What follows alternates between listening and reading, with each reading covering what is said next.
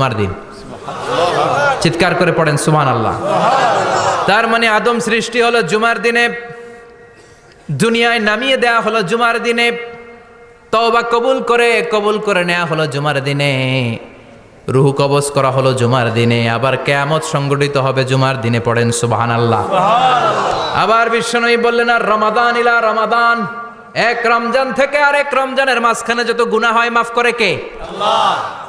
তারপরে বিশ্বনবী বললেন, আল উমরাতু ইলাল উমরাহ, কেউ যদি একবার উমরা করে পরে আবার করলে দুই উমরার মাঝখানে গুনাহগুলো মাফ করে দেয় কে? আল্লাহ। আবার বিশ্বনবী বললেন, আল জুমআতু ইলাল জুমআ কাফফারাতুন লিমা বাইনাহুমা, এক জুমার পর থেকে সামনের জুমা আসা পর্যন্ত যে সগীরা গুনাহগুলো হয় সবগুলো সগীরা গুনাহ মাফ করে দেয় কে? তার মানে জুমার দিন গুনাহ মাফের দিন। সারা সপ্তাহে ভুল ত্রুটি অন্যায় যা করলাম জুমার নামাজের বদৌলতে